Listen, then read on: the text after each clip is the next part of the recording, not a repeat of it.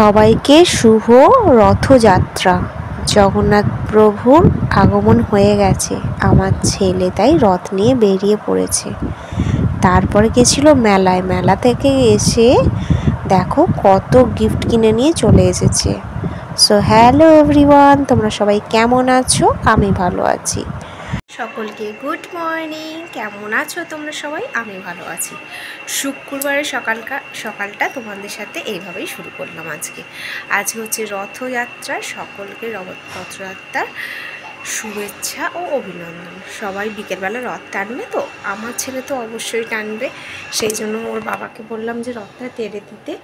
ওই জন্য পাপা রথটা নামিয়ে দিয়েছে, রেখে দিয়ে গেছে, আর ফুল কিনে দিয়ে গেছে। আমি পরিষ্কার করে তারপরে রথটা সাজাবো বিকেলবেলা।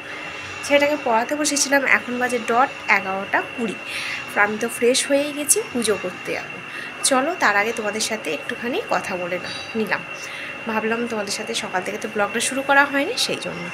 এই যে ছেলেটাকে পড়াতে বসেছিলাম, তাই জন্য বই খাতের আমার ছড়ানো হয়ে আছে, ও খেলতে চলে গেছে। আর তোমাদের দাদাভাইকে বলেছিলাম রথটা নামিয়ে দিতে, ওই জন্য রথটা নামিয়ে দিয়েছে। আমি রথটা পরে সাজাবো যখন, তখন তোমাদের সাথে অবশ্যই শেয়ার করব। চলো আগে আমি আমার তারামাটাকে ফুল দিয়ে দিই। তারামাকে ফুল দেওয়া হয়ে গেছে, এই যে।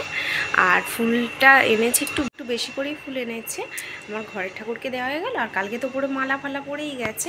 ঠাকুরটাকে সাজাবার পর যদি কোনো মালা আছে সেটা ঠাকুরকে দিয়ে দেবো, মানে সন্ধেবেলা দেবো অথবা কালকে দেবো। চলো আমি আগে পুজোটা সেরে আসি।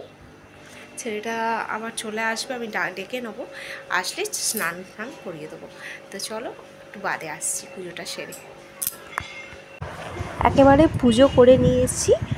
এখানে ঠাকুরের থালাগুলো চেঞ্জ করে নিয়েছি। আর এই দেখো, এখানে জগন্নাথ ঠাকুর তো বিরাজমান, কিন্তু আমি জামা কাপড়গুলো ঠিক পরাতে পারিনি, তো এইরকমভাবেই রয়েছে। আমি না এই ঠিকভাবে ওইগুলো পরাতে পারিনি বলে পরানো হয়নি। আর এখানে বাসনটা রেখে দিয়েছি ধুয়ে, তারপরে আসছি। এরপর অনেকক্ষণ বাদে তোমাদের সাথে এলাম। এই দেখো আমাদের বাড়িতে চলে এসছে ডেলিভারিটা করতে। এসি আর ফ্রিজ দুটোই একদম বাড়িতে চলে এসছে। এক এক করে সব জিনিসই চলে এলো। এখানে ফ্রিজ, এখানে ট্রলি ব্যাগ, আর ফ্রিজটা আসছে। চলো দেখে নাও। আর ট্রলি ব্যাগের কালারটা তোমাদের সাথে আমি পরে শেয়ার করছি। এখানে ফ্রিজও ঢুকে গেছে ঘরেতে আমাদের।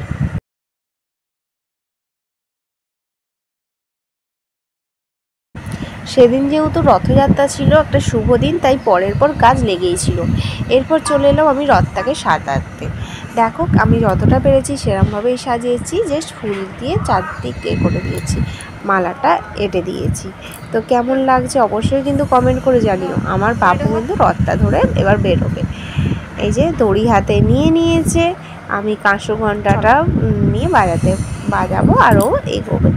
আমি বেশি দূর যাইনি, ঠিক খানিকটা গিয়েছি। আর আগে আমাদের বাড়িতে আমার মা, আমার যা আগে রথটা টেনে নিল। এই দেখো আমার যোগু দাদাকে কেমন লাগছে জানিও কিন্তু অবশ্যই কমেন্ট করে। আর আমার পাপু সোনাকে বা কেমন লাগছে সেটাও কিন্তু জানিও।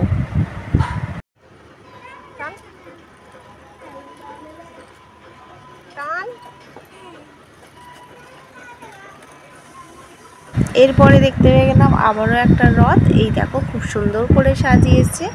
এটা সায়নদের বাড়ির রথ, ভালোই লাগছে। আমার বাবু এর সাথে সাথে একটু হাঁটছিল। তারপরে আমি কিন্তু বেশিক্ষণ রথটা নিয়ে বাইর করিনি, খানিকক্ষণের মধ্যেই ঘরেতে চলে গিয়েছি।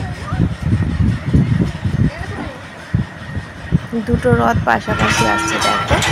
আগে আসছে ছোট রথটা, মানে আমার বাবুর রথটা, আর পিছনে আসছে বড় রথটা।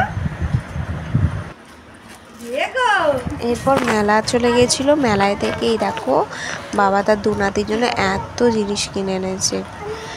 তো একটা অদ্ভুত রকম জিনিস দেখলাম, এই একটা ক্যাপসুল বলছে জলে দিলেই পশুর মতো হয়ে যাবে। এটা ফার্স্ট টাইমই কেনা হলো, কারণ আগে কখনো কেনা হয়নি। তো এক গ্লাস জল পাপার নিয়ে চলে এসছে, এর মধ্যেই একটা ক্যাপসুল দিয়ে দেওয়া হবে। দেখা যাক এরম পুরো হাতির মতো আসা যায় কিনা। আর কিনেছে এই ক্লেটা। এই ক্লেটা আমি আগের কয়েকদিন আগেই ডুমুরজলা উৎসব থেকেও কেনা হয়েছিল। পুরো এতই ক্লে জিনিসটা ভালো লাগে যে সব সময় এই ক্লের বায়নাটাই করে। তো আজকের ভিডিওটা এরকম ছোটোখাটোর উপর দিয়ে শেষ করলাম। ভিডিওটা ভালো লাগলে একটা লাইক কমেন্ট শেয়ার করে দিও আর সাবস্ক্রাইব করতে ভুলো না। দেখা হবে পরবর্তী একটা নতুন ভিডিওর সাথে। টাটা।